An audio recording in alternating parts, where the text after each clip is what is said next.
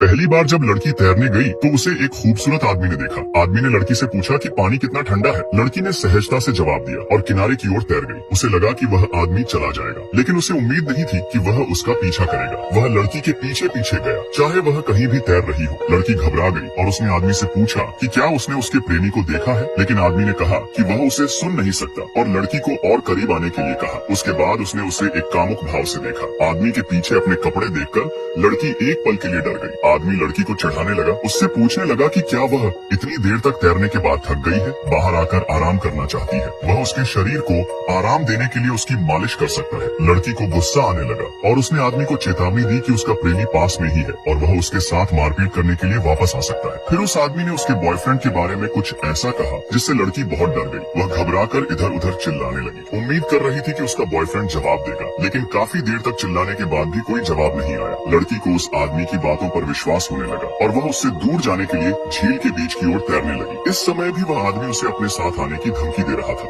लड़की ने फिर किनारे की ओर देखा तो पाया कि वह आदमी गायब हो गया था। डरी हुई लड़की जल्दी से किनारे की ओर भागी, अपने कपड़े पहने और अपने प्रेमी का नाम जोर जोर से चिल्लाने लगी, लेकिन अभी भी कोई प्रतिक्रिया नहीं हुई। लड़की ने कार स्टार्ट की और सबसे पहले यहाँ से निकलने की तैयारी की। इसी समय मोबाइल फोन की घंटी बजी। लड़की को पता चला कि यह उसका बॉयफ्रेंड कॉल कर रहा था। जैसे ही वह कॉल उठाने वाली थी, पीछे से 2 हाथ आगे बढ़े और फिर पार्ट 2 के लिए लाइक करे।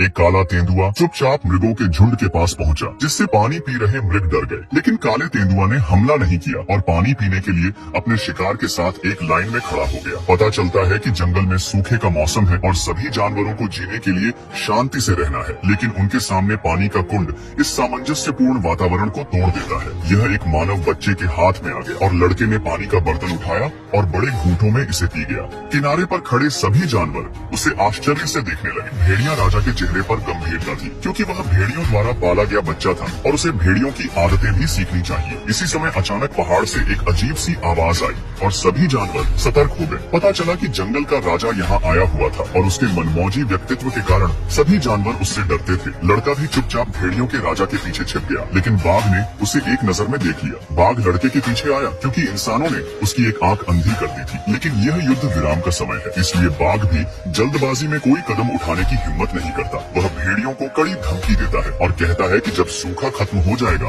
और बरसात का मौसम आएगा तो लड़का मारा जाएगा। आखिरकार बारिश हुई और कुछ जानवर खुश थे जबकि अन्य दुखी थे। भेड़ियों ने इस बात पर बहुत देर तक चर्चा की कि लड़के को रहना चाहिए या यहाँ से जाना चाहिए। भेड़िया राजा के लिए चीजें मुश्किल न बनाने के लिए लड़के ने वहाँ से जाने का एक दर्दनाक निर्णय लिया। जैसे ही उसने बोलना समाप्त किया, भेड़ियों की रानी ने उसे चुप रहने को कहा, क्योंकि उसकी नजर में वह लड़का उसका बेटा था। लेकिन इस समय लड़के के शिक्षक ब्लैक पैंथर भी खड़े हो गए और उन्हें लगा कि लड़के को मानव समाज में वापस भेजने का समय आ गया है। वह अनिच्छुक थी, फिर भी भेड़िया रानी को अंततः लड़के की सुरक्षा के लिए सहमत होना पड़ा। इसलिए उसने भेड़ियों के झुंड को अलविदा कहा और काले तेंदुए के साथ चल पड़ा। वे खतरनाक झरनों से गुजरे और खड़ी चट्टानों को पार किया। पूरे रास्ते में खूबसूरत नजारे थे, लेकिन लड़का नाखुश था। इस समय काले पैंथर ने उसे बेवजह नीचे लिटा दिया। लड़का तुरंत क्रोधित हो गया। पता चला कि शातिर बाघ उसका पीछा कर रहा था। लड़का, जिसने अभी अभी प्रतिक्रिया की थी, बेताब होकर भागा। काला तेंदुआ बिल्कुल भी पीछे नहीं हटा और बाघ से कुश्ती लड़ी, लेकिन बाघ ने पहली नजर में ही काले तेंदुआ को थप्पड़ मार दिया और फिर तेजी से लड़के की ओर भागा। जैसे ही बाघ उस पर झपटने वाला था, भयभीत बाइसन के एक समूह ने